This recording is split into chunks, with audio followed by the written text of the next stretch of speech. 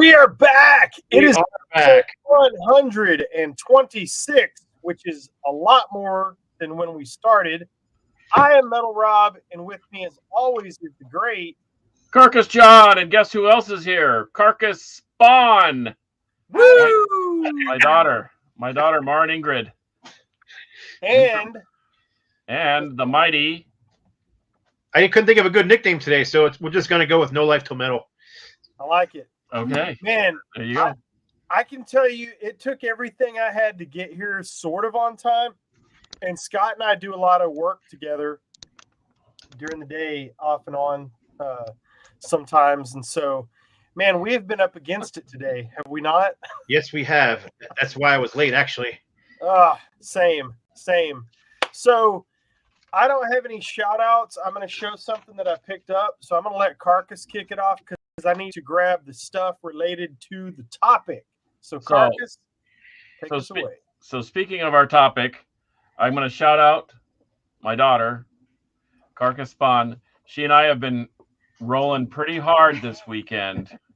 Well, you don't want to word it like that because that sounds like we're doing drugs. Oh, no, we're not doing drugs. Absolutely not. Although I had a musical experience that I never had before on Saturday. So that's maybe for another day. But as you can tell by the glasses, you could probably almost tell what kind of an experience it was. You went to see Devo. A lot of this and a lot of this. And an interesting eclectic mix of rock, metal, techno, house, drum and bass. Ambient.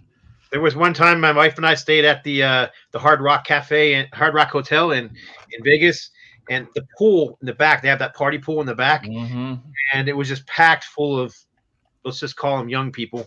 And we were watching out the window, as you could see, and I mean they were literally packed together. The pool, you couldn't even see the water. There were so many people in the pool, and they were playing that do. You know what I'm talking, that kind of stuff. And I'm like, pants and boots and there's a little intro coming in. I told my wife, come over and watch. I said, as soon as that beat starts, watch, the entire crowd's going to start jumping up and down like this. And sure enough, as soon as that beat came in, the whole crowd. Well, you've already figured it out then. And if you're curious, check out a guy named Sullivan King.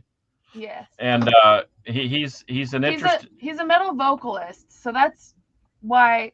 I mean, I don't mind that kind of music anyway, but he just has that extra flair with being a metal vocalist, so that's why I like him in particular. So it is heavy, but anyway, my shout outs include Mr. Nick Petrino, guitarist for Twisted Sister, Dee Snider, because that was as closest to Twisted Sister as I could get. Dee Snider, he came over last night with a friend, and we did the old tour of Casa de Carcass, and he did not leave empty-handed. And what do you suppose he received as a parting gift, Scott? I'll let you say it. Let's see, an Osric Tentacles compilation CD. Yes, no. Damn it. I actually gave him a record, and he really likes Osric Tentacles. So there's another convert. Another convert. Also, happy birthday to Dee Snider's band's bass player Russ.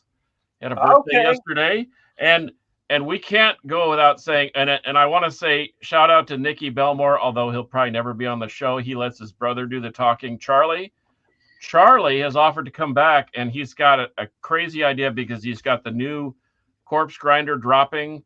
He's got a new Kings and Liars record, which is his cool side project, and Dee Snider is playing the Arnold Sports Fest on March 3rd through the 6th, and he will have stories to tell, I have no doubt. So he's going to give us an update on that at some point in the future, but those are my shout outs.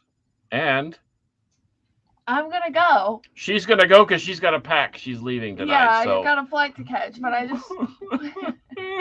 I'll be back. She'll be back. So thanks for having me for like 5 minutes. I was going to say the rumor was that Dee Snider was playing for Arnold, and I was going to scream, "That's not a rumor." Anyway, Arnold. Oh, boy. All right, yeah, bye, y'all. sorry. It was nice to meet you after hearing lots of things about you. Oh, I'm sure they're all fantastic. So everyone, they thank are. you. All right, bye, y'all. See you, Marin. Bye. Yeah, Okay. we actually did an episode once, so yeah, call back through some of the old episodes and check her out because we have a good time. It's great having a child, especially a daughter, that's into the same stuff we are. Yeah. You got any shout outs there, Scooter Brown? What? Scooter, Yes. I had a I've wow. been obsessed with this new band that I've been listening to. They're not new. They're fairly new, but they're new to me. But this band is called Rectify, and I think I said something about them last week. But here's a guitar pick. But I got both their albums, Canadian thrash. Yep. Kind of a power thrash. They got a bit of a power metal sound at times, but they mostly call them thrash. But this is Power Is That Be, and The World Enslaved. Now they have CDs and vinyl. You can get them on Bandcamp or directly from the band. And I bought the vinyl directly from the band and sent off to Canada. So very cool though, because he sent extra crap. He sent bumper stickers and guitar picks and other crap. So very cool. Rectify, great band. If you're into the newer thrash bands, definitely check them out. I'm doing an episode on my channel. The best new thrash album since 2000, and I asked people on my channel just to leave a link, leave a name below. I'm actually pretty amazed at the stuff that people are picking out. Of course, you're getting a lot of people saying Metallica and Anthrax and Slayer and Megadeth and their albums. Yeah, but there's a lot of. I'm really surprised at how many good responses I'm getting. Yeah, that's awesome. So I want to show off something real quick that I picked up. I talked to Carcass about this. you have to leave your pants on, right? What's that? I do have pants on. Okay. Oh, I'm fully panted. man. Well, I was just worried that whatever you show would involve taking off your pants. It's not that kind of show. Oh.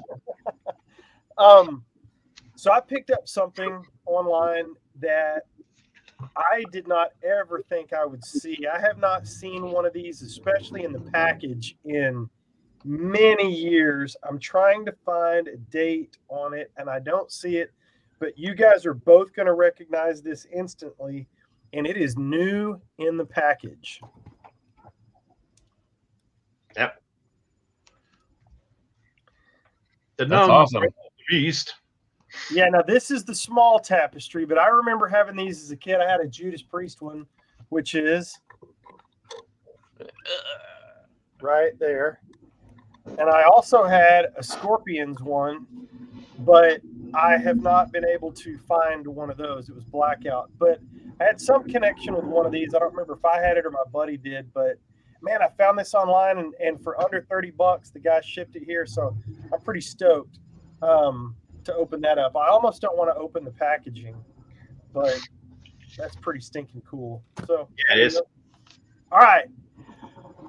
We are going to sandwich ourselves in it. We're going to have a Dee Snider guitar player sandwich because I know last week we had Dee's guitarist.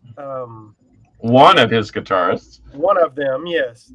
Nick Petrino on. We're going to talk Twisted Sister today.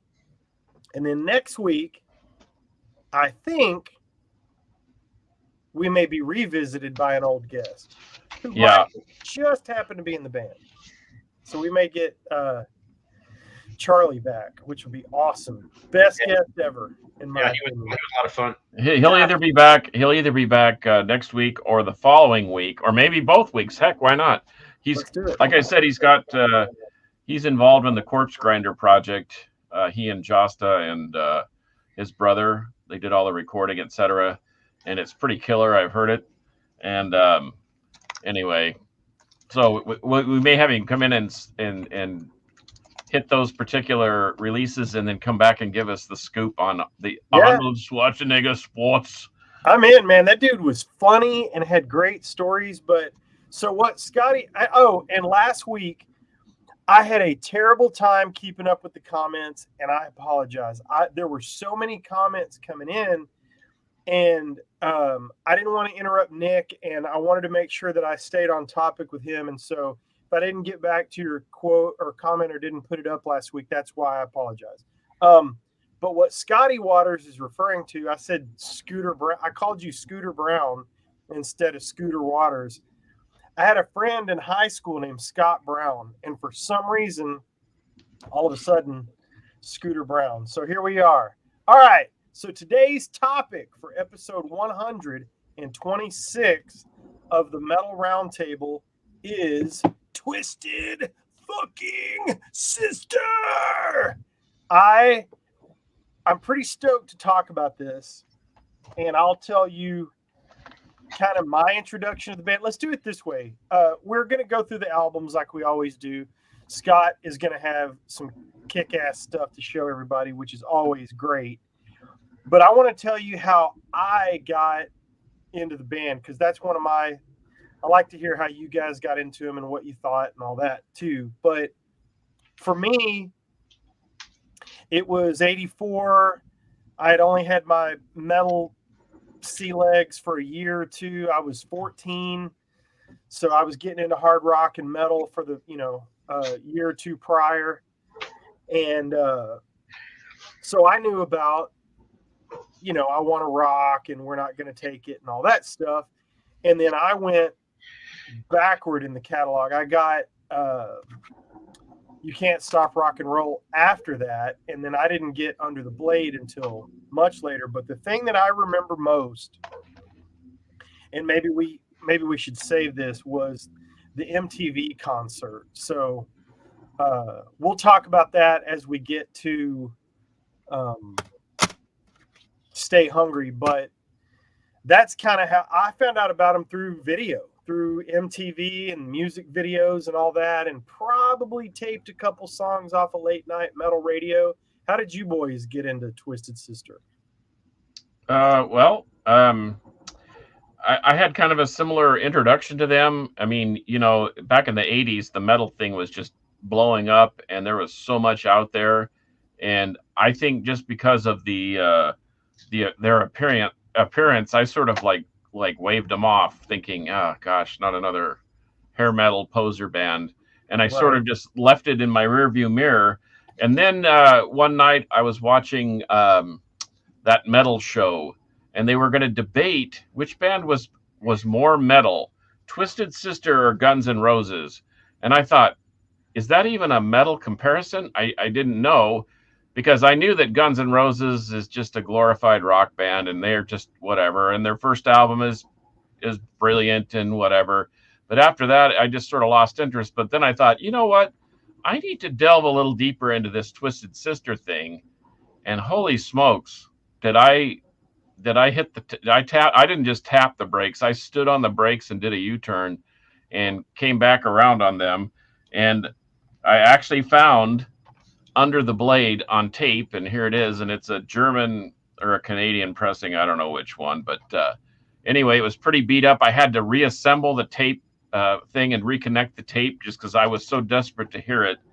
And wow, was I ever blown away. So I probably missed some great opportunities to not only see them, because I sort of waved them off due to the appearance, but then when I saw Dee Snider at the do his little shtick at the PMRC, about the PMRC thing in front of Congress, I was duly impressed. I thought, man, this dude's really super intelligent and sure was well spoken. Yeah, well spoken. Yep. And I thought maybe I should backtrack. So that's how I got into him. I and then like everybody else, Under the Blade and Stay Hungry and whatever, but we can talk about that later. But that's my introduction. And I'm sure Scott probably met them, carried Dee Snider's pink microphone stand in and helped set up the chain link fence or something. I don't know, at a show in Jersey. I wish. No, my experience is different than yours, because they were a local band when I was, getting into metal in the early 80s.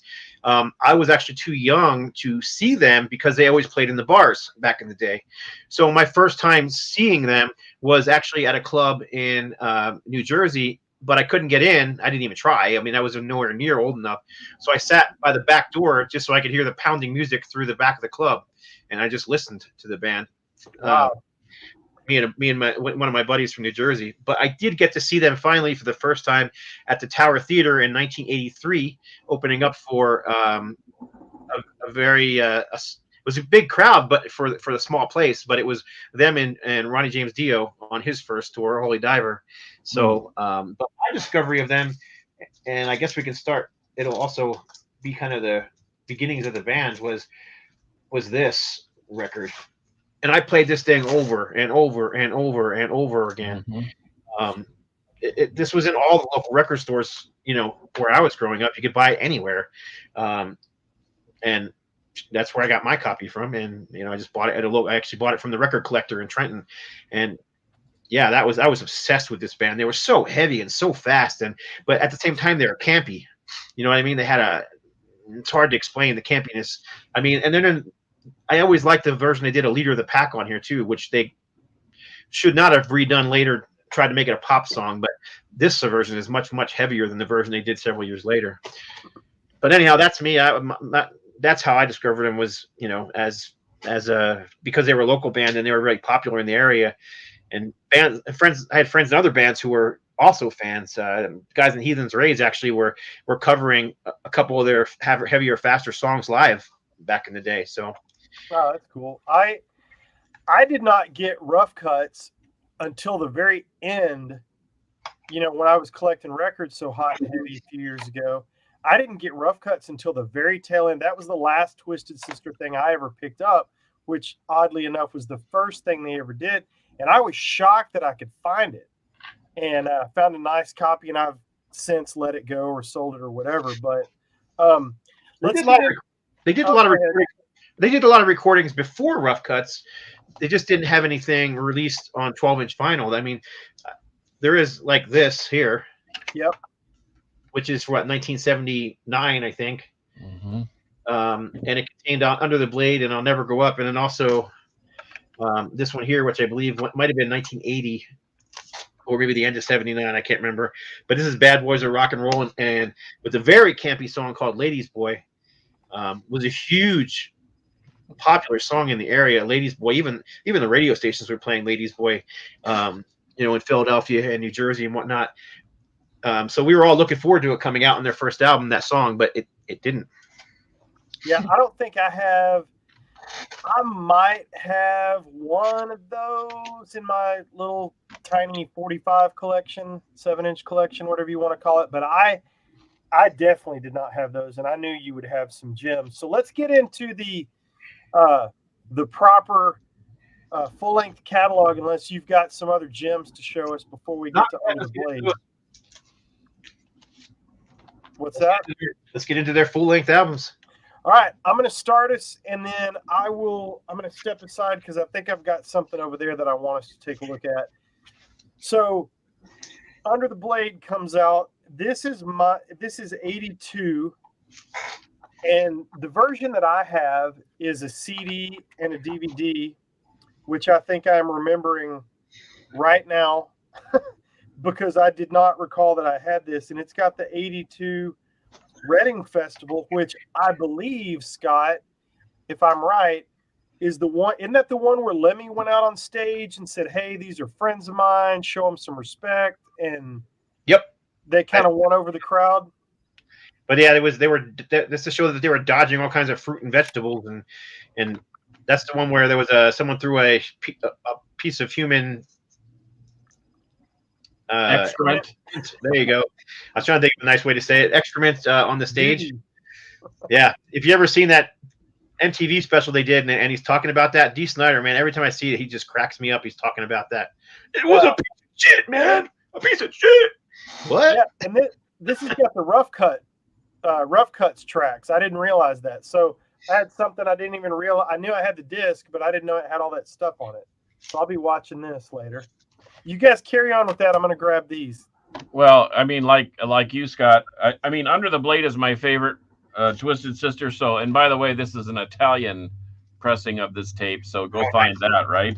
And then I have a Mexican copy of the full length album, and then I even have I can't say bootleg, but a special pressing of the Under the Blade tour, 1982, and this is live in London, December 19th, 1982. It's a killer set. Sounds great, but I mean, I've had Stay Hungry and some of their other records, but Under the Blade is like one of my top dogs. It's such a heavy record, and every song on here is super fast, with the exception of one of the heavier songs, which is Destroyer, which is the only song to feature someone's voice on our Twisted Sister record other than Dee Snider. It's got Mark Mendoza on doing the ending portion of it. Mark Mendoza was formerly of the, help me out here, punk band. Was it New York Dolls? Nope. Dadgummit. It's one of those things where it's on the tip of my tongue, and as soon as I went to say it, I forgot it. It'll come to me. Anyhow, yeah, so there's actually several versions of this. Like, there's this cover here. This is actually a remixed version that came out after Stay Hungry, when the thing got super duper popular, and so they remixed it and reissued this. I don't like this one as much. It's not as raw. It's thinner. It's just not as good, in my opinion. It's okay. It's just, I just prefer the originals. So, and I have two different pressings of this too. The difference between the two, the covers are identical, is actually on the labels. The center labels, one is black, one is yellow. And then there's also a difference in the music, just slightly, that in the very last song on the, I believe it's on the yellow version, the song Day of the Rocker, it goes into the dead wax and the word rock. So Day of the Rock, rock, rock, and it just keeps saying rock and never stops unless you go pick up the needle. No, that's pretty cool. I like that. So that's very unique. Yeah. So yeah, one of these has that.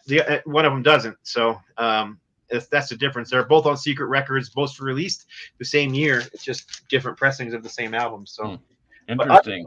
Every song on here, I mean, it's just fantastic. They're all fast. What You Don't Know, Run for Your Life, Sin After Sin's a great song. Matter of fact, my band covered that track. Tear It Loose is a super fast song. Shoot 'Em Down is a super fast song. Under the Blade's pretty fast. Destroyer is just, it's just almost like a doom track. It's just slow and heavy. Yeah, I agree with you. It's now and will always be my favorite studio album. However, it is not my favorite Twisted Sister recording. Here we go. Osric Tentacles. All right. Well, let's move on to. Let's check up. Brennan Ana says that Mark Mendoza was in the Dictators, and I think he's right. That's it. Dictators. Yep. Dictators. Weren't they from Detroit? I thought the Dictators were from Detroit. What do I know? Brennan Enos. Thanks, dude. That I would not have come up with the Dictators. So that's it. I just couldn't remember it top of my head. So we move on to You Can't Stop Rock and Roll. Now, to me, I think this is it's different. Their best versus my favorite, that's two different things. I think this is the best Twisted Sister album. It is not my favorite, nor is Under the Blade, because this one's heavier, more consistent, in my opinion. I love The Kids Are Back. I mean, I thought this one, after I heard Stay Hungry, I went back and got this, and I just thought it was a little grungier, dirtier, heavier, which we'll get to the next one in a minute. But I dig this one a lot. This is, I think this is their best. What do you boys say? I like it as much. What do you think? I'll tell you more after he answers. No, I mean, I don't know that they really put out a stinker, except for, we'll talk about this later, but I mean, they're still all serviceable, good records. I mean, they can't all be Under the Blade, right? Or I guess they could have, but I mean, even our local metal heroes, even Black Sabbath got a little weird, but then as you kind of go back and listen to these albums again, you kind of hear the genius in it. And so even on the one I just showed, that Love Is for Suckers, I kind of like it in a weird kind of, when I can compartmentalize away from the fact that it's not Under the Blade. You know what I mean? Or that's still by far my favorite, but Well, again, I got more than one copy of it.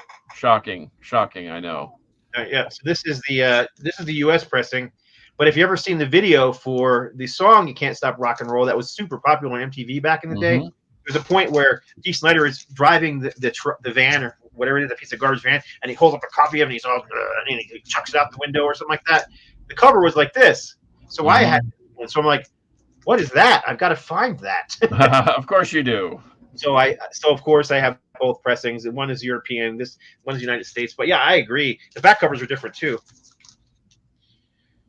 But there's not a bad song on here either, in my opinion. I mean, the song "You Can't Stop Rock and Roll," the band was playing that live back before Under the Blade was recorded. So yeah, that's kind of an older track. But I mean, there's also only been a goodie. Like "The Kids Are Back's a great song. "Knife in the Back" is a killer song. "I Am on Me." But "We're Gonna Make It." I mean, that was like an anthem track. It kind of led into what would become more anthem tracks in the future. But yeah, and then let me show you my favorite recording because it's actually from this time period, and I've got a couple different versions of that too. But this is the CD version of it. This is the Live at the Marquee, 1983. Oh wow, I bet that is cool. I bet it does sound good too, because I have a Dream Theater Live at the Marquee, and it sounds just perfect. So somebody there had it going on with the recording side of things. Well, the thing is, they hadn't made it big yet, so they were still playing clubs, and they were still, raw and hungry, and they hadn't, reached that stardom yet where they got into their own heads. But I mean, there was all these singles that were being released in Europe. They weren't being released here, but every single one of these things had a B-side track that was from the Live at the Marquee. Oh wow! So eventually, I was buying them all up. So there was 12 inches, and then there was 7 inches. So here's the 12 inches. So on the back of the 12 inches, you got "Tear It Loose," "Destroyer," and "It's Only Rock and Roll." And then on the back of this one, you've got "What You Don't Know Sure Can't Hurt You," "Bad Boys of Rock and Roll," "Run for Your Life." And then this one here has "Shoot 'Em Down" live, and this one here has "Sin After Sin" live. So it had, like, all these different ones almost had the entire show, and there's just something special about those tracks, even the ones from those first that are in those first two studio albums that you just can't. There's an energy that can't be captured in a studio that I think those have, and Dee's in between song banter is honestly as entertaining as the songs and the music itself. So it's almost like Ted Nugent's Double Live Gonzo, you know what I mean? Where it's all part of the banter is all part of the recording, and it's just one whole thing. But they actually did just last year, I believe. I do have it somewhere in here. Hang on, I'll pull it out. There it is. Yeah, they did release the full vinyl set, and it looks like this. This is the 83, but it was actually culled from two different nights. So there are some bootlegs out there that have the whole set from both nights available. So anyhow, great stuff. Live at the Marquee, 83, raw, fantastic. Their cover of "It's Only Rock and Roll, But I Like It" is insane. It's just wild. It's kind of, you ever heard Raven's cover of "Born to Be Wild" with Dirk Schneider? It's like that, where it's just over the top and wild. So this is my favorite recording of Twisted Sister ever, over top of any of their studio albums. So interesting. Okay, well, that takes us to the breakthrough. Wait, one more thing. All right. I'm sorry, I forgot, but then there was this. "You Can't Stop Rock and Roll," 12-inch. This is essential, not because it's a collectible thing, but it had 3 tracks that were recorded for the album that were left off the album that are actually as good as any of the songs on the album. But yeah, you got "Feel the Power," "4 Barrel Heart of Love," and "One Man Woman." All those tracks didn't make the album, and they're on this B-side of this particular single. So, and then there's also the 7-inch as well. There you go. Now you can move on. Sorry. Hey, Scott, did you see Metal Overkill's comment? Did I pick up the reissue of Live at the Marquee? Yes. If you talk about the vinyl one, that's the one I just showed. Oh, okay, cool. So that takes us to the breakthrough album. This is when things got silly for me with Twisted Sister, and this thing spawned at the time. It spawned what every band needed: hits and videos. And if Twisted Sister had anything going for them, It was a look that was ready for MTV. And those concept videos, those guys shot through the stratosphere, and my copy of the CD just happens to be signed by the entire band. I have no idea where I got this. I think I got this from the Poser, but I'm not sure. And it's also got a ton, I mean a ton, of previously unissued songs. This is the Rhino version. It's the Twisted Sister 25th anniversary edition. It is 2 CDs, and it has got no fewer than 17 bonus tracks. Yep, they had a lot of material. 16 bonus tracks from demos, early demos, radio spots, all kinds of stuff. And then a new recording entitled 30, which I assume was, well, I don't know. 30 years of Twisted Sister, probably. Well, but that wouldn't make sense on the 25th anniversary edition. That's where I was going too, but yeah, I don't know. But anyway, so this is pretty cool. And also I picked this up a little while ago, and it's Twisted Sister, the video years, which makes sense to go along with this because that's when they were doing videos. And the DVD includes the 1982 television performance that started it all. It's only rock and roll, but I like it. And then it's got the video for You Can't Stop Rock and Roll, We're Not Gonna Take It, I Want to Rock, The Price, Leader of the Pack, Be Cruel to Your School, Hot Love. But it's got what I thought at the time was the most dangerous thing I had ever seen with regard to music.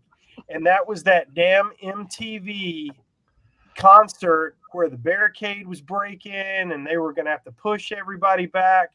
And if we ever get to talk to the man himself, I am going to ask him about that night and what was that really like, because it looked very tense. And you can see Twisted Live, Stay Hungry 84, and then it's got a bunch of songs on there. So I'm pretty sure that that's the MTV concert.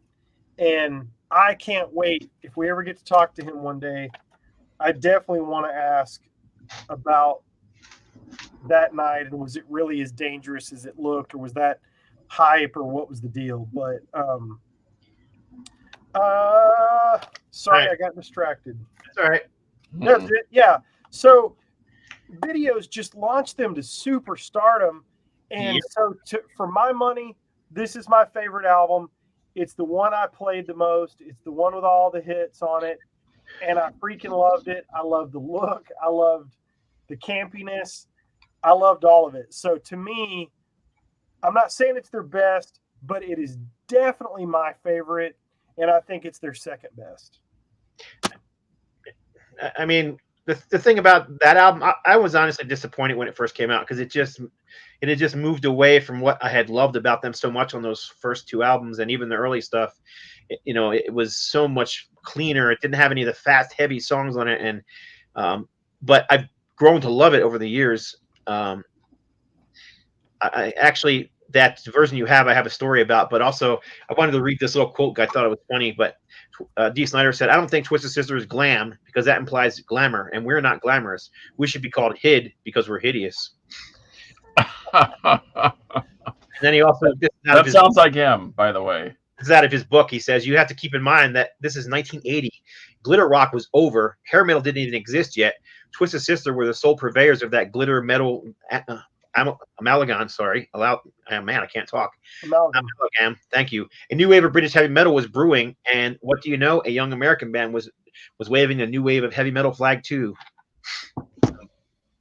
True. I never thought of, you know what? It's great. I never thought of him like that.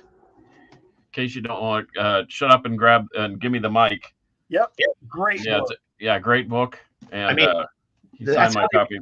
That's how they made their name, though. They were honorary members of the new wave of British heavy metal. They literally moved to the UK because they couldn't make a name for themselves, despite the fact they're selling out stadiums in freaking, you know, in the U.S. They couldn't freaking get a record company to you know, do anything for them. So they went to the UK, and that's when the record companies from the UK started taking notice. So anyhow, I do have a couple copies of that too. Hey, you were going to say something about this version of the CD. Yeah, I will. This is the D. Snider's autograph original pressing, and this is the repressing from a couple years later that has the pink vinyl on it. But in any case, yeah, that particular album, I pre-ordered that when it was coming out, the one that you just showed, and I received it in the mail, like, you know, many other fans who pre-ordered it, and it was awful. It sounded horrible. And I mean, no more than a day or two afterwards, we found out that they had accidentally pressed the wrong mix to the CD. Oh, so, no, I wonder what I have. So I'm sure yours is correct, because they immediately recalled the CDs. They had really only sent them out so far to the people who had pre-ordered.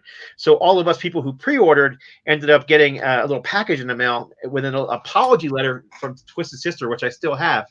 It came with a little Twisted Sister button, so you can put it on your uniform, you know, and yep, a letter from them apologizing for the mistake, and then the proper version of the CD was inside of it as well, inside of a white envelope, so you could stick it in your. So I still have that crappy original one as well, that, you know, there was only so many of them that were released, but it sounded like crap. I mean, it was really, really bad.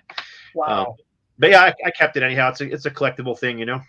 Yeah, I'd like to hear it. That's awesome. Now, was it just different mix, not mastered poor quality, or was it just defective in some way? I don't know. It just sounded horrible. I can't even explain why or what, but I don't know. It just didn't sound good. That's all I can say.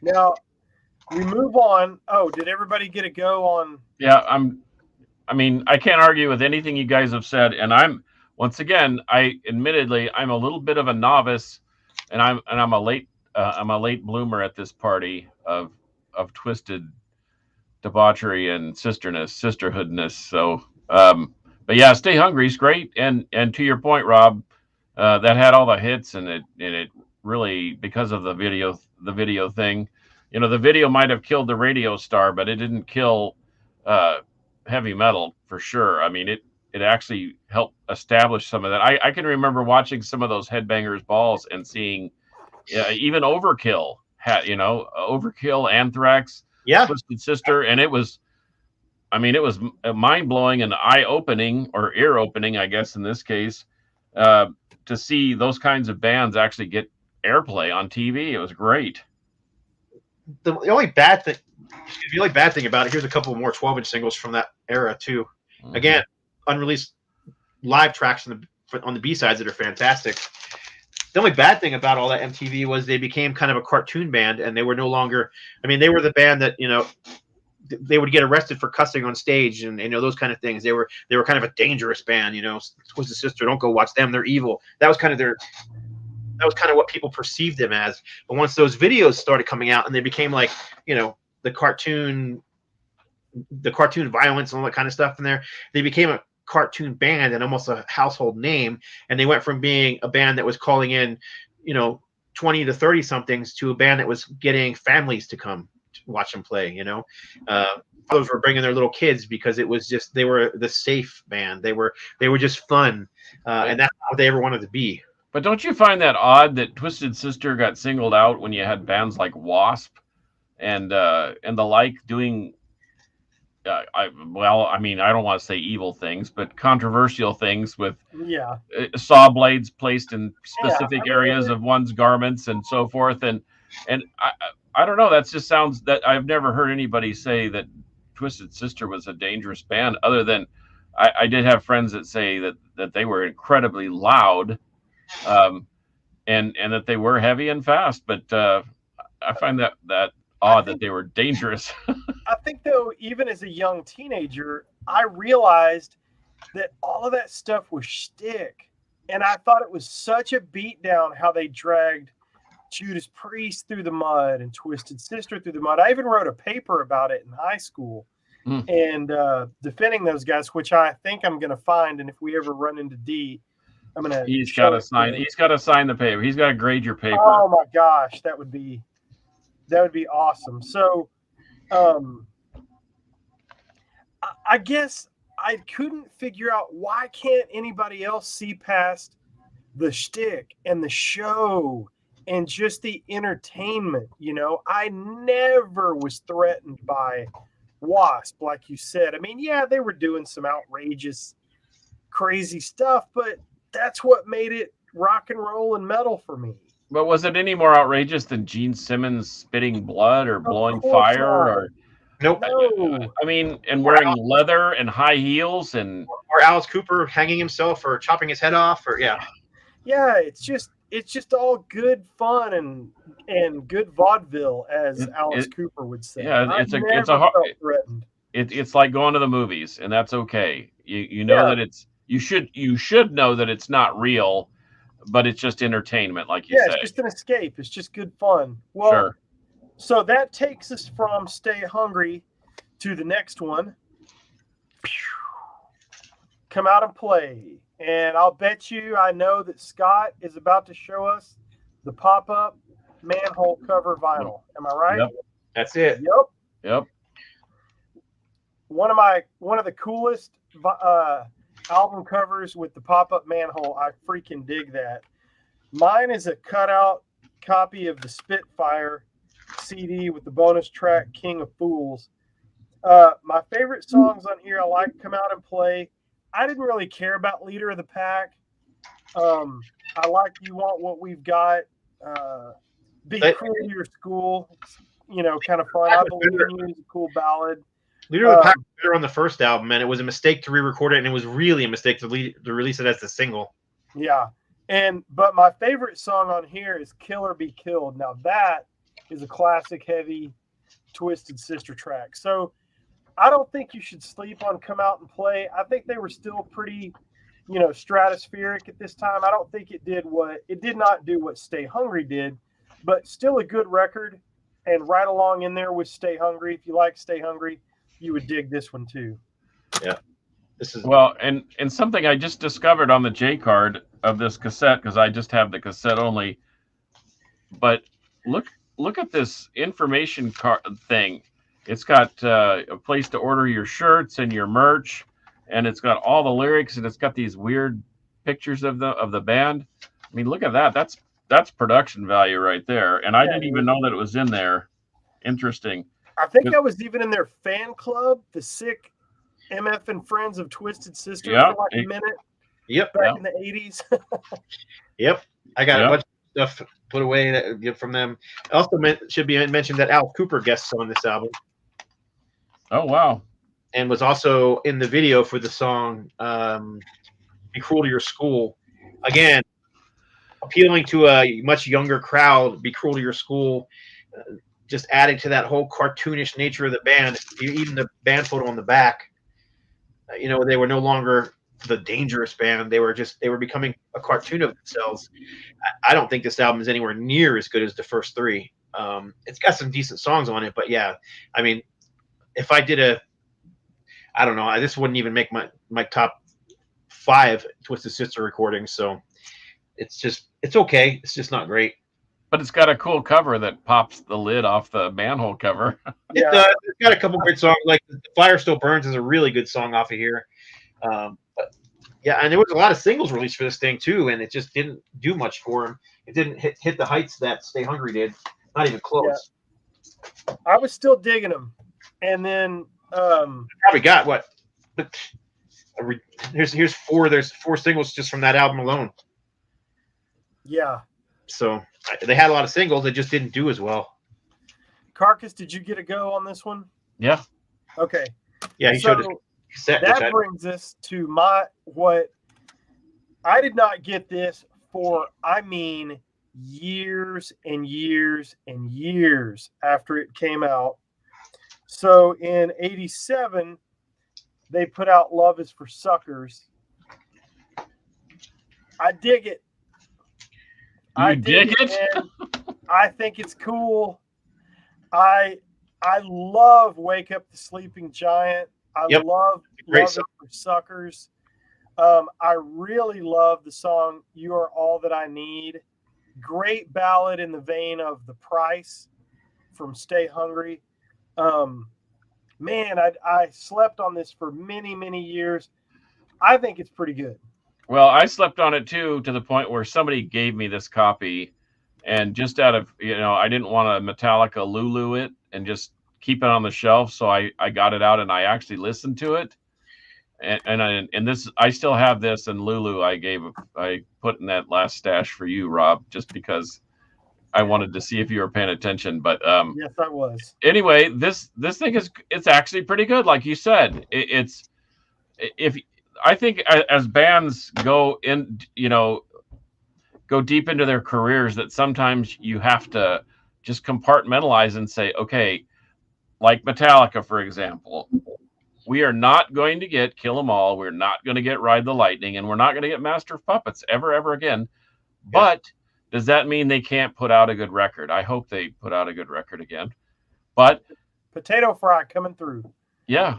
But Twisted Sister is no different. We're not going to get Under the Blade, especially not with this record. But it's good. It's a serviceable record. But this record was not intended to be a Twisted Sister record. This album was written to be a Dee Snider's solo record, and that was his plan. The record company wouldn't allow it. They made him call it Twisted Sister, so he had the band go in and record the songs he had written by himself without anybody at all. Did not know that. Interesting. Yeah. Okay. Again, I like the song "Wake Up." I think the "Wake Up the Sleeping Giant's" a great song, one of their better songs. I actually think the song "Hot Love" is a pretty good pop metal track too. So it's not my. I like the cover art too. I think it's cool. It's sexy without being blatant. Yeah, and gross. You know what I mean? So it's what's wrong with being sexy? Anyhow, what's wrong with being sexy? Yeah. So it's right, Scott. What's wrong with being sexy? I'm about to ask one of the dumbest questions that Hair Metal Rob has ever asked on this show. Now, that's the last studio output they had until they re-recorded Stay Hungry, right? Sort of. Wait a minute. They re-recorded Stay Hungry? They did. They re-recorded the whole thing, top to bottom, and re-released it. Still Hungry. And it's called Still Hungry. And it's good. I like it. It's different. It's heavier, a little more raw, but I think I like the song. The Price is not, Snyder's vocals aren't as good on it. However, I like some of the other songs better because they're heavier. Do you have the same type of feeling that you had on, like, say, Exodus Bonded by Blood? Yeah, I enjoyed Exodus Bonded by Blood. I enjoyed it a lot, actually. Still Bonded by Blood, or whatever they called it. I've been playing a lot recently. This is a re-recorded Flotsam and Jetsam, Doomsday for Deceiver. I actually like this one better than the original. So I think it's got better guitar sounds. Everything's better about it. But I don't know. I don't think that one's better. I just think I like it. It's just not better. Well, one thing that Nick Petrino and I were kind of chit-chatting about back and forth last night was he loves, he's 28 years old. He's young. He's young enough to be our kids, but he loves playing those songs.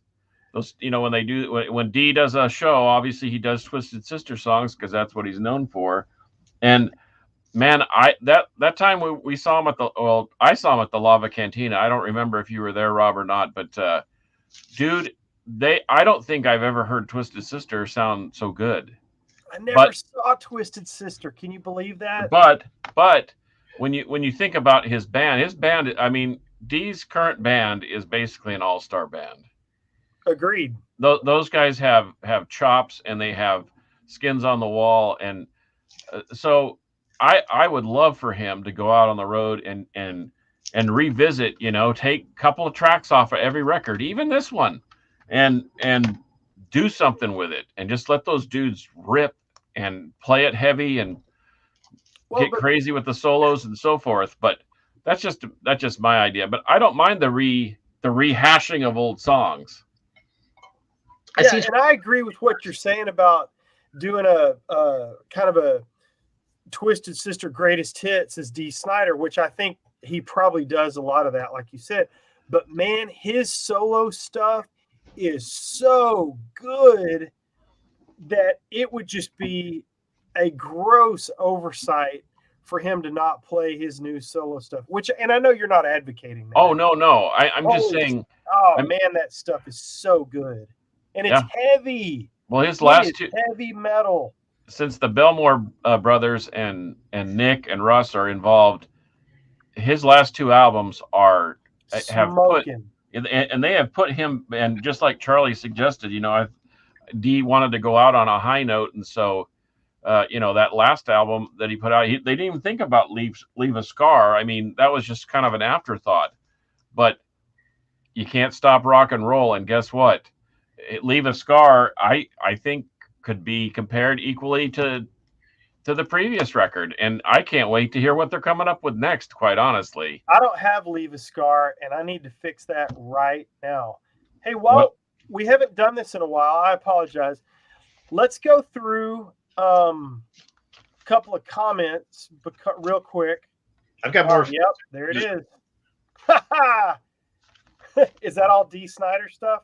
This is all Twisted Sister stuff. Oh, well, let's go through a couple comments, and then you can fill in the gaps for us. So one thing I want everybody to know, we are very close to 500 subscribers. I know in the grand scheme of things, that's not a huge deal. There's people out there with tens of thousands. But I remember when we had 5 subscribers. But, yeah, I do remember when we had 5. And 4 of them were our friends. Yeah. And I think we're at 487, so I'm pretty stoked about that. But the thing that I think is really cool about today's show is I see some new names. Brennan, I think I've seen David Beck before, but thank you guys so much for tuning in. We've got some regulars, Alvaro, Mark Chaos Massacre from Down Under, Metal Overkill, a lot of cool. But I also recognize that Tyler 2071, I think that's a new name, and also the Music Vault. Have not seen that name until recently, I think. So thank you guys so much for checking it out. We're just a bunch of dudes wasting your metal time, but we are so glad that you checked us out. So well, and Scott, I'm reading stuff that you've got that we have not seen yet. And before you do that, Scott, I'm a little jealous of David Beck as I read his comment. He said, I got to see Twisted Sister at the Download Fest in 2014. So even as recently as 2014, dude, you had a chance. I saw them back then too, and they were great. I saw them a couple times, when they were doing the reunion thing, and they were tight. They were really good. Brennan Ennis. Oh, that's where I know him.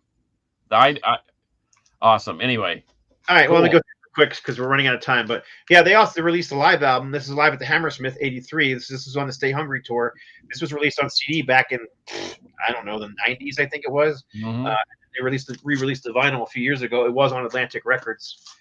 There's a couple of these Club Days ones where they released all their Club Days recordings. One of them was all the studio recordings, the demo recordings from those days. That's volume 1, and then volume 2, I believe, was live in the bars where there's all kinds of tracks that a lot of them didn't make the albums. This one also has a new recording called Blasting Fast and Loud and Never Say Never, which was 2001 recordings that the band did, new songs, and they're good. They're really good, but they're just on this, so nobody even really knows about them. So yeah, this is volume 2. But yeah, there's Johnny Be Good, Plastic Money, I Never Cry, I Cry, Without You, Honey Look 3 Times. So this is all really old. Follow Me, Plastic Money. That's all songs that they were doing back in the clubs back in those days. And then there's, of course, we forgot about this one. Yeah. Yeah. I got the tape of that, actually. It's one of those albums I spin it I have the vinyl. It's still sealed. I've never opened it. I play the CD every year at Christmas time once. So, but I could not buy the record when it came out on Record Store Day as a Record Store Day exclusive. So, Train Kept It Rolling, live '79. Oh wow! I bet that's killer. Yeah, this is Night of the Vinyl Dead. So I don't know if it's official or bootleg or what, but Untitled Vinyl Dad usually releases stuff that's official, so I don't know. Do you have this? Speaking of live recordings, it's a live at Vakken, and it's a double DVD, and I found this at our local bookstore, Half Price Books, which is kind of a Texas company, but they have one in Minnesota and one somewhere else. But anyway, this has got live past and present. It's got recordings from New York in 1980, London, UK in 1982, and Vakken Open Air in 2003. Yep, it's a good set. There's also released that as part of a DVD box set. It's like 5 DVDs. Okay. Yeah, I've got that around here somewhere too. Yeah, I think I paid like $5 for this, and I couldn't pass it up. I haven't popped it and listened to it, but I just might tonight. And then I got this special DJ copy, Japanese DJ copy of Stay Hungry. It's live Stay Hungry tour from Rochester, New York, 1984. Oh, that's Did you cool. get that at our buddy's Born Late? No, I bought this long Okay, I think he had one of those, and I should probably ask him if he still has it. It's pretty raw, pretty heavy. Yeah. I mean, it's got a lot of. It's unfortunate that as they went on, they stopped doing less and less of the first couple albums, and we're doing more and more of the hits. But because I really like the early stuff best. But I mean, it's got Stay Hungry, Kids Are Back, Under the Blade, The Beast, We're Not Gonna Make It, Dee's Rant, Shoot 'Em Down, You Can't Stop Rock and Roll, Burn in Hell, We're Not Gonna Take It, I Want to Rock, band introductions, which is always fun, and SMF. What's up, Dizzy? So there you go. That's Thomas, thank you very much, Thomas. Hey, I want to put this, Scott, I want to put this up so you can plug this album that you worked on. Put this back up. Tanner Poppet's watching from Madras. And also check out Tanner's show because he's got a badass show too. So go subscribe to Poppet's Corner. You'll be glad you did. Oh, I didn't get to see them on the Christmas tour. That would have been fun when they did the Christmas show and he was wearing a Santa Claus costume on stage. So, well, plug the Madras record that just came out on your label. Yeah, the second album from what Tanner, correct me wrong, but I think it originally came out in 2012. It was called Into the Aquatic Sector. Matter of fact, I've got it right here. So I'll show it real quick. And it came out remastered, new artwork. My copy is even autographed. What? I hope mine is. Yeah. This is hang on because Tanner is hooking us up with a handful of copies that'll be autographed by all the members that played on this particular record. And Bill will be selling those on the Rocks website. But anyhow, this thing came out great. New artwork, new cover artwork that Tanner provided. I can't remember who the name of the artist is, but really fantastic. And I love the way it came out with the white Madras logo and the bubbles on top of them logo. And there you go. Sounds great. You did the Tanner's a badass, and he's going to come on the show again soon, and we're going to talk about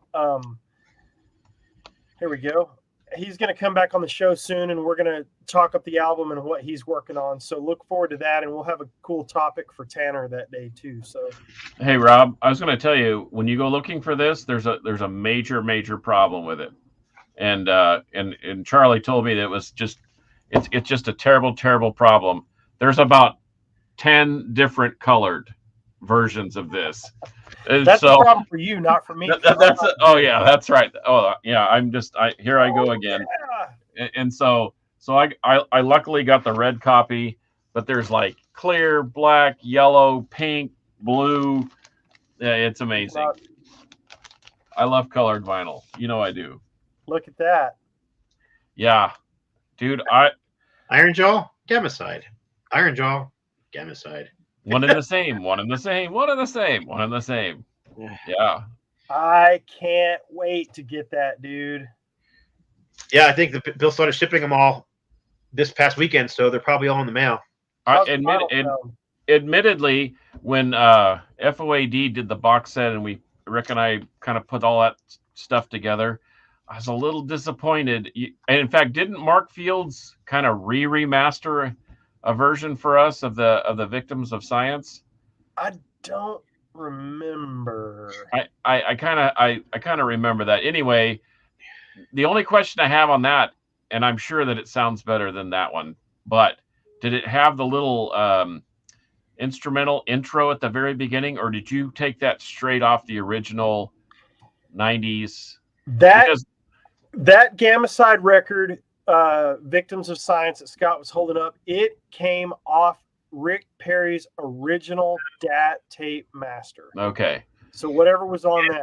It is the first remaster to actually be from the original DAT tapes, not taken from any other source. Cool. I can't wait to hear it then, because I love that album. That is a Islander for sure. For sure. For sure.